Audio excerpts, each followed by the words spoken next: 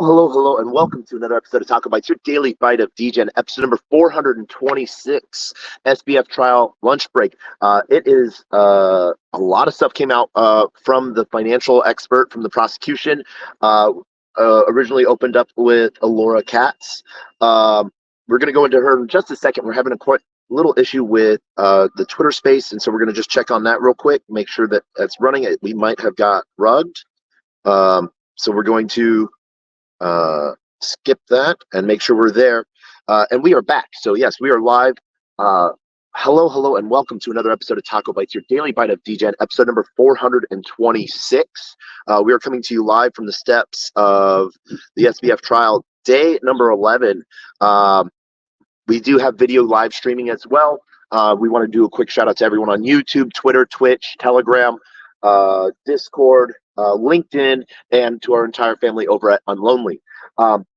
As I was saying, we originally opened up with Alora Katz, one of the amazing reporters here from The Verge. Sort of said it best that she was almost like the Aubrey Plaza of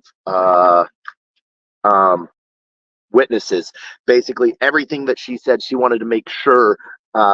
She said that she had no business writing or anything like that. She was the director of government policy and liaison based out of DC.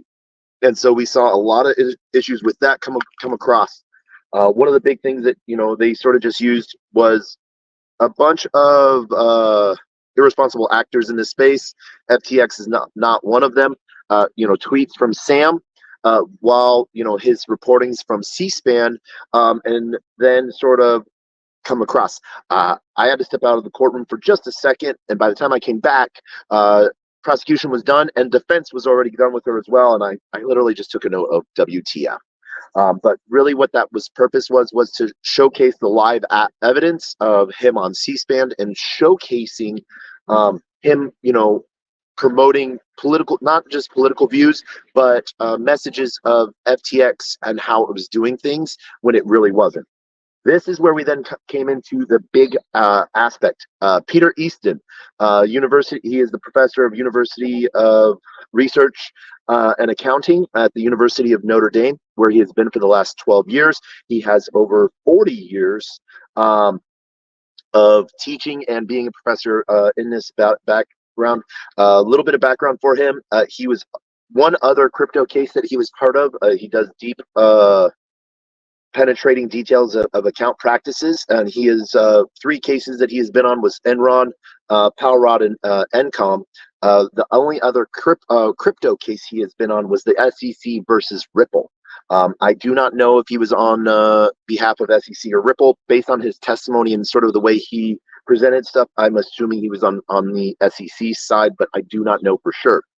What he was able to do was find out when things were paid out to outside sources through account practices, able to find out if it was where the funds came from, whether it was FTX customer funds or other funds or investor funds, and then broke it down into really good picture diagrams for the jury, which really broke it down. So what he was basing this information off was bank statements, FTX records, third-party lenders, and blockchain. One of the quotes, 2 quotes that he made that I loved, blockchain will exist forever, as he was sort of saying. One of the main conclusions that he came to 5 conclusions. One of the number one was the amount of customer deposits held in Alameda and FTX bank accounts was far less than what was owed to customers. He did talk about, the prosecution did go through his pedigree and whether or not he'd already been paid, how much he'd been paid, to sort of get all of that out of the way, and that, whether him getting paid had no reflection on the outcome of the case or his testimony. And so what his overstated task was understanding the fiat use of and by FTX and Alameda. And so what he saw with the FTX accounting methods was they were using a double entry accounting method, which is a standard practice, been around forever, where a customer bank account would transfer money to North Dimension, FTX, or Alameda, and then the fiat at FTX account would subtract that amount from their balance, and then the customer account would go plus that amount on FTX. And so it's a standard accounting practice that is used. I'm going to sort of skip over some of the other stuff that was sort of gone through. But one of the things that he did talk about was there was over 47 accounts total that accepted customer funds. And those were both FTX accounts and then Alameda accounts that also funneled to SBF himself. And so he was asked, was any of the customer funds used for other things? And he said, oh, yes. Investments, political, and charities, and outside loans. So we are going to break these down. We're trying, because of the way the diagrams were coming out, we had and going through so quickly, we at first didn't have a really good, clean way of writing it down, but we quickly found a way to transpose a lot of this information. And so we're going to go through some of this, and it will get more interesting. There's some fun stuff out here. You'll see some tweets. But one of the things as customer funds, other inflow of funds into Alameda, which would then go into either another Alameda account, and then another FTX or Alameda account or a new entity, and then paid back to a service. But what this did was waste customer funds, use customer funds for outside sources. One of the first things that they went to was that they showed that K5 being the celebrity endorsement project that all of these celebrities were paid from, that $765.7 million was paid from customer funds. So all of these celebrities, the Clintons, Leonardo DiCaprio, football stars, the sports deals, Kevin O'Leary, everyone. Larry David was paid 765.7 million of those deals was paid from customer funds, and roughly for that deal to K5, only roughly 200 million was paid from other funds that they did not necessarily designate. One of the other pieces that they showed was Anthropic, a total of $469.9 million from customer funds was used. Robinhood was a very interesting piece because they sort of shaped it around and made other entities to sort of hide it, but then put it back onto Alameda's books. But customer funds, $527.2 million of customer funds was used to buy Robinhood shares, and that equated to roughly 56.7 million shares of Robinhood was used to buy with customer funds. Of that, let's see, that was sort of, and then what was weird is it went from that 527 million went to Alameda Research, then went to separated into Sam and Gary Wong accounts, personal accounts, that they then combined into a new entity, Paperbird, which then bought those shares, and then those shares were given back to Alameda, but in Sam and Gary's name. So Sam and Gary owned the shares. Alameda had property of them to use them as collateral for other things. One of the things then they also showed was that the GMI PAC for Senator Bozeman received roughly $1 million in customer funds. And that was, so actually 1.2 million total. 1 million was from customer funds that went from customer funds to North Dimension to Brian Salam that paid the GMI PAC for that. And including messages from SBF that I can route more funds through my name if needed. One of the things then that then came up next on the political side of things was from Barbara Friedman in an email to Sam and Nishad. Thank you for your, let's get ready for your $1 million pledge to the Mind the Gap political fund. And this was done on 4/12/2021. That then routed roughly $1 million directly from customer funds to Alameda Research, to Nishad, to Mind the Gap, that was ran by Barbara Friedman. Next up, we saw GAP, which is the other political super PAC ran by Gabe Fried, which is Sam's younger brother.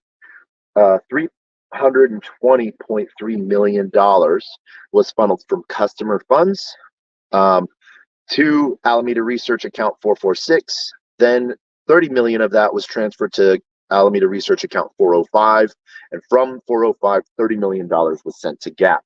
And so they could say that all $30 million sent to GAP was directly from customer funds. Next up, we saw FTX Foundation receiving $20 million in customer funds, and how that was proposed was $25 million worth of customer funds was moved to Alameda Research account 4605. And then from there, it was moved to North Dimension. 20 million was moved to North Dimension, and then that 20 million was then moved to the FTX Foundation. So customer funds were used for good, at least a little bit, maybe. I don't know what FTX Foundation did.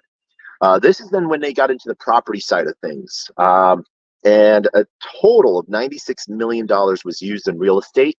And from that, 115 million from customer funds was transferred to Alameda Research account 945. And from that, 100 million was moved to FTX Limited Prime Trust. And then 100 million was moved to FTX Wells Fargo. And then of that, 100 million was moved to Bahama Prime Trust Real Estate. And then from that Bahama Prime Trust, 96 million was moved into buying real estate. That included the Orchid 6 penthouse that $30 million was spent on.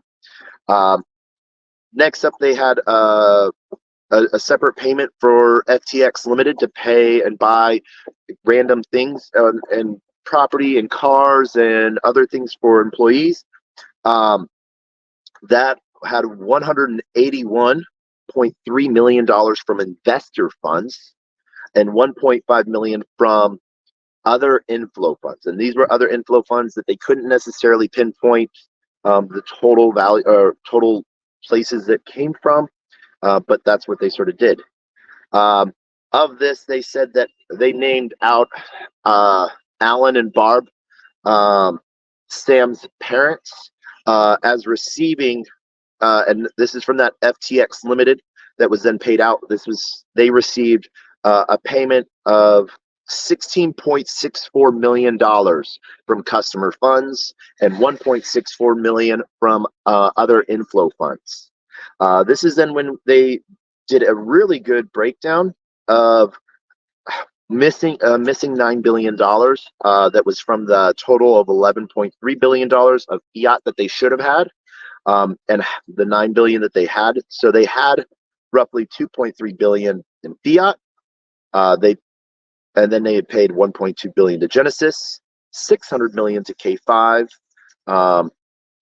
Anthropic $500 million, Dave Inc. $100 million, Modulo, Modulo, $50 million, other ventures $1.4 billion, Paperbird received over $413.3 million, Outflow inside to insiders was $195.2 million, and that's in the inner circle staff and other things like that. Other unaccounted for things expenditures was $3.1 billion, and FTX found. So out of all of those things that I just named off, that $9 billion missing, that total was $11.3 billion. Only $2.3 billion was actually in the accounts, and so Alameda and FTX accounts. So the rest of it came from customer funds. Then he moved over to blockchain.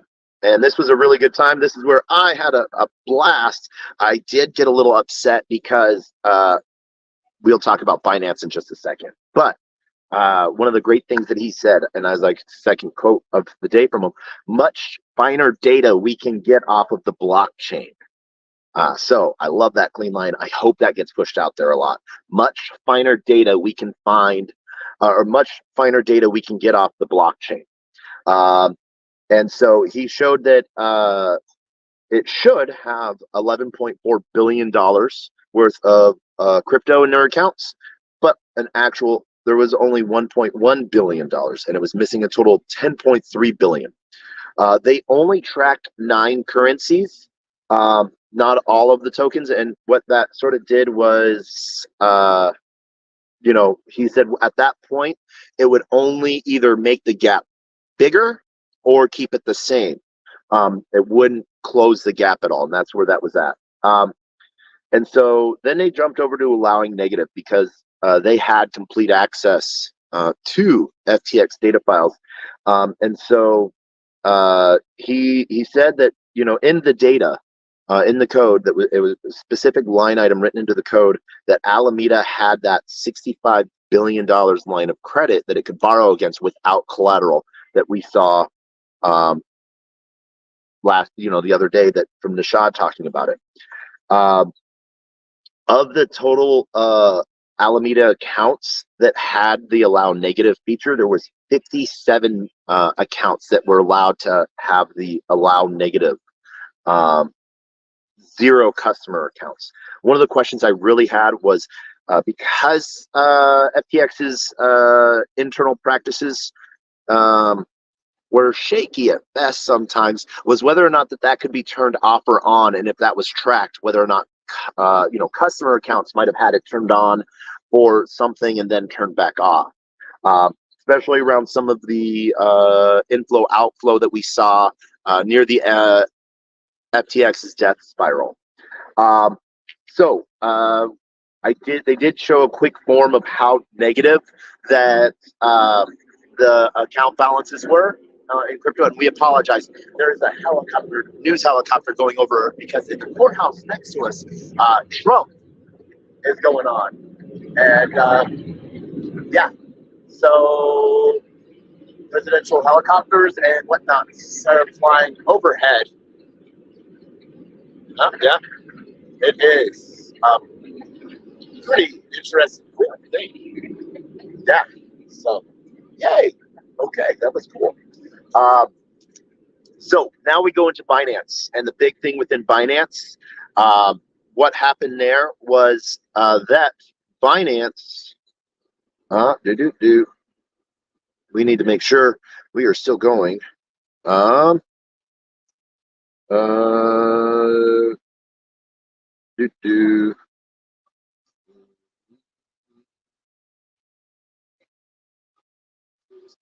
right. And so what we then saw from that was this was about the FTX buyback of stock from Binance. And so this was one thing that they talked about BNB, and then he said BUSD. He said Bitcoin stable dollar. I cringed inside. Oh, man. But he said that BNB and BUSD was used to buy back all of FTX's stock from Binance. And so that was a total of $2.2 billion. From all of this, it was found that $1.2 billion of customer funds were used from the prosecution's attorney, Professor Easton, on that $1.2 billion of customer funds were used from Alameda account number 9. And this is sort of what we see a lot. Already Alameda account number 9 was at a negative of $1.8 billion. Now this 1.2 added to it brought it to a negative $3 billion owed. And that number, account number 9, just kept growing. And so that was sort of paid back to buy out Binance. So CZ, you were paid with customer funds. What are you going to do? now that this information just came out. Alameda borrowing from third-party lenders, there was a maximum of $15.4 billion in November of 2021. Towards the end, 1.3 billion, 2.9 billion, and 748 million was paid off, including 1.7 billion in new loans. When the debt spiral happened, 1.3 billion was still owed. These loans were then paid off with customer funds, and this is how they broke that down. 1.7 billion was paid of customer funds was paid to Genesis for a total of 3.5 billion. 1.8 billion came from other inflows. Customer funds, $1 billion was paid towards BlockFi. Voyager, $631 million of customer funds. FTX customer funds were paid to Voyager. Customer funds also were used to send $446 million to Celsius. Customer funds were used in the value of $168 million worth of customer funds was sent to Abra. $165.4 million worth of customer funds, FTX customer funds, was sent to Maple. $135.6 million of customer funds was sent to Anchorage Digital. $29.5 million worth of FTX customer funds was sent to Nexo. And $86.8 million worth of customers sent was TrueFi. $57.9 million worth of FTX customer funds was sent to Ledn, LED capital N, and $3 million worth of FTX customer funds was sent to BitGo. And so we saw this repeated multiple times. Of this, a total of $6.6 billion was paid towards loans. What they said, 4.5 billion was used from customer funds. 68% direct minimum was paid towards with customer funds. Looking at their charts and stuff like that, April 1st of 2022, they almost had an out. They could have just gone, if they had just gone, that was when the market started pumped for a second. If they had just gone legit at that moment, everything could have been good. But they decided to just double down because the market was going great. And then the next thing you know, they got hit by, Luna, got hit by Three Arrows, Genesis, and Nomad. And that sort of brought down the rest, but they had a chance. They could have done good and right, and they could have done what Sam talked about doing. That is it for your daily bite of Degen. We will come to you at the end of the day, roughly somewhere time between 4:30 and 5 p.m. Eastern Standard Time. The prosecution just rested on Professor Peter Douglas Easton. And so, he was also attorney in the SEC versus, or he wasn't an attorney. He was also a penetrating accounting practicer in details for securities and valuations. He's written books, textbooks, and over 50 articles. But he was on the SEC versus Ripple case. So I'm assuming he worked for the SEC. Very clear in his forms and stuff like that. And so it's really great if he was this clear, either he learned from his mistakes with the Ripple case, or what might have been perceived as mistakes, or that just goes to show how good the Ripple case was for Ripple. So, but really hats out to him for acknowledging the power of blockchain and how it was super clean on that. I want to thank everyone for joining us. We will see you later on today. And as always, closed mouth cannot be fed, and you cannot feed a closed mouth, meaning if no one knows you're looking for opportunity cannot come and knocking. And if opportunity does come and knocking and no one answers, it's going to keep on walking. And with that, we end with the greatest, worst knock joke on the face of the planet. I want to thank everyone for joining us. We will see you this afternoon.